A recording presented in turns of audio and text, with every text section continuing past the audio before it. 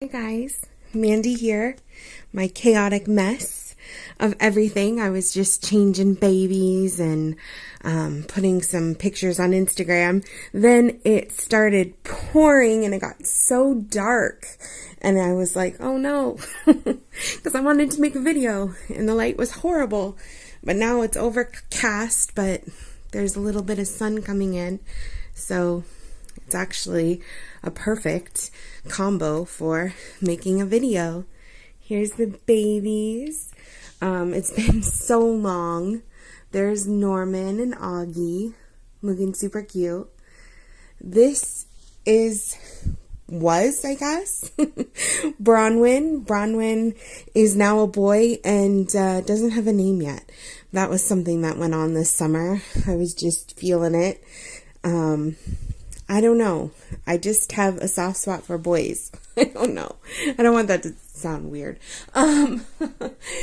But every baby that I've had turns into a boy if it was a girl. Here's Mr. Beckett looking so adorbs. This outfit I've had forever. It says 100% love. He's covering up the one. It is actually one of Gap's, what is it? 7 pounds, under 7 pounds, up to 7 pounds. And, it's always looked so weird on any of my 19-inch babies. And I just kept it because I loved it. And, I put it on Beckett and it's too short in the arms and the legs, but his chunky belly fills it out nicely. Hello. It's so funny how good it feels to be making a video. I have been MIA and I'm sorry. I do apologize even though, it's not something that anybody probably is like, so. I was just in a really bad place. I didn't want to make videos when I wasn't feeling it. I love my babies. I never stopped loving my babies. It has nothing to do with that. I was just going down the rabbit hole of depression, and actually having my real life kiddos home for the summer actually really helped drag me out of it, because I couldn't, I was in such a bad stump of a place where I would get my kids ready for school. They'd be gone. I'd come home. I would go back to bed. I couldn't get myself to do anything. I was so tired. I was so unhappy. And I know this is probably a lot of heaviness for a Tuesday, but that's how it was. And having them home, I couldn't do that. I never want to bring my kids down into that life. So, I had to put on a fake smile, and eventually I got back to an okay place. I'm still working on myself. I think every day is a day to try to be better.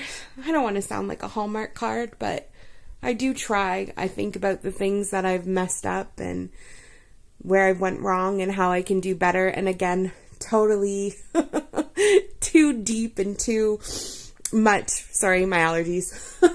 I hate doing that. I hate sniffling on film. It's annoying, but sorry.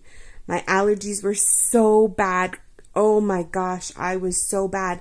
And I went to the health food store and I picked up some stuff. I don't know what it is. I'll take a picture of it and put it on my personal Instagram, unicorn poop _30.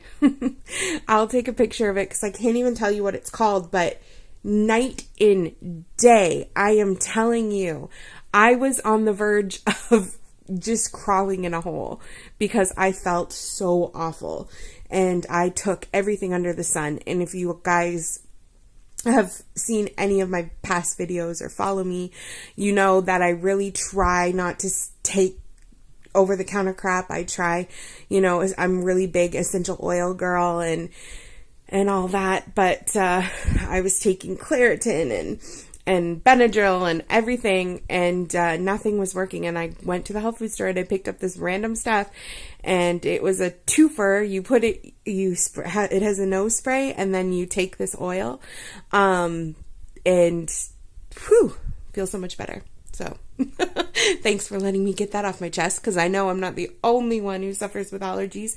My poor dog, Roxie, again, if you follow me for a while, you know poor Roxie dies in the summertime, and this summer was no different. She has been horrible. She's starting to be a bit better, but she's still really tired and awful. I actually just ordered her some natural stuff. It's some oil. It is from a company that makes it specially for dogs, so humans can ingest it, but it's bacon flavored apparently. Hopefully it'll be here soon and just get her over the hump and make her feel better. So there's all my boys. I tried to stay up with Instagram. Like, I loved when I had a moment with my Reborns, and I would come and dress them and take some pictures. So on my Dolly account, there's been pictures over the summer. I lost a ton of followers, but that doesn't matter to me. It just made me laugh when I was like, oh, clearly I've sucked at keeping up with the Joneses, as they say. Look at those guys. They're so cute. Look at Norman. He's like, excuse me. Where have you been, woman? I have missed you. I have wanted you to play with me. It's so funny because when I was dressing Norman this morning, it actually, to me, it looked like he looked sad. Sadder than normal. But I really feel like I'm one of those weird people, and probably lose some more followers for saying this, but I totally believe in energy. Like, I don't know what I believe in per se, but like with religion and whatever, but I do believe in a spiritual energy and your energy that you bring. And have you ever like gone on vacation or something and just like not felt right, and then come home and then you just feel so like all those anxieties, all that stress, you walk into your bedroom and it all melts away, like your energy is there. And I feel like, because I haven't spent as much time with my Reborns, the energy that I give them kind of was gone. And Norman looked sad. And now he's looking more like his grumpy self, more like there's magic there. I don't know. Whatever. It is what it is.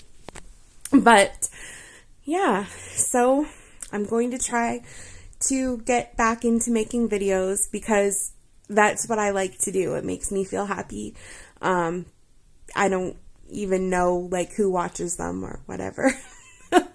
But sometimes I feel like I'm just talking to myself, but it makes me feel good. And I think when you find something that makes you feel good, even if it's strange, and even if no one sees it or hears your voice, you're happy. And that's what your people need. You need to be happy. You can't pour from an empty cup is something that I'm trying to tell myself and remind myself. Because when you're down and you're down, you can't give to anybody else. You can't even give to yourself. And so take care of yourselves first. How was your summer, guys? I've missed you all. I really have. I truly have. I've talked to some people that have messaged me and said, hey, what's up? How you doing? And I'm like, oh, I'm still alive. I'm still here. So hi to y'all, and hi to April. I hope you're doing okay. And just hi to everybody. I didn't do too much over the summer. Let me know what you did in the comments. I'll live vicariously through y'all. I just kind of, spent time with my kids and went to the beach when we could. We went to the sprinklers and got together with family and just kind of, we're together. I got a lot of reading done. I finished some books that I had been working on. Like I finally finished Fangirl, which I loved and I was working on forever, but I just couldn't get through this hump of it in the middle. And I was stuck and I was like, you know what? Rip that Band-Aid off, girl. And I finished it and I'm glad I did. It was a really good book. Still some things that were left unsaid and whatever, but a good book. Another book I read, I actually brought a book with me to show you. Don't mind my comforter. It is super stained because of dogs. Don't have a white comforter if you have dogs. Note to self. Fierce Kingdom. So flippin' good. Now, I will tell you, trigger warning, because it was hard for me as a mom. The story is of a woman and her son. He's 4 or 5, around that age. I know he was younger than Tristan. And they went to the zoo. And just as they were heading home, because the zoo was about to close, Mom felt wrong. She knew something was weird. It was eerily quiet. And yes, they were there right at closing time, but it was too quiet. And you have a sixth sense, and it's there for a reason. And as she's leaving the zoo with her son, so close to the exit, she sees a man with a gun, and she grabs her boy and runs. So that's the story. Them in the zoo, stuck in the zoo, and how are they going to survive this? And the things you do to survive. Now, frig, oh my gosh, there were so many times when I was yelling at her. I was like, how dare you, don't do that. And, I wouldn't have done that. But I think a good read gets you, gets you going, right? It also, it's not just that. There's other characters. She meets other people. Some chapters go back and you get a little foreshadow of, or that's not the word I'm looking, a little backstory of the gunman and herself as a child. And so it's really good. I really liked it. Had me going. Loved it. What else did I read? Beckett. Poop. Winter Song. Oh my gosh, Winter Song. So good. Check out if you want to. I do try to take a picture, on my personal Instagram and, of books I'm reading and, put a little blurb. I'll never be like one of those Bookstagram people that have, oh my gosh, their pictures are drool worthy. But I just love to share that because it's fun. I love to go on people's Instagrams and see what books they're reading and hear what they have to say. But Winter Song, if you loved The Labyrinth, David Bowie, yes, old school, going back, you will love this book. And there is a second book coming out in January. I am so excited. I can't wait for the new year. I can't wait to read it. I think about it all the time. I want to dress up as the Goblin Queen for Halloween. I might do it. But yeah, that was a really good book. And I also read Handmaidens Tale, Margaret Atwood, Canadian author. My mom actually went to the same high school. She is older, Margaret Atwood. But my mom said they talked about her all the time. Local celebrity. So I thought that was cool. My mom couldn't believe that she had wrote that book. She was like, what? The Handmaid's Tale was by her? But she's so sweet. If you haven't heard of it, look it up. If you are, under 13, maybe don't look it up. I know people read it in school, maybe high school. I would hope high school. It was a hard pill to swallow, especially, and Jordan thinks I'm off my rocker because I was way too into this book. He watched like 5 minutes of the show. He couldn't handle it. I also watched the show.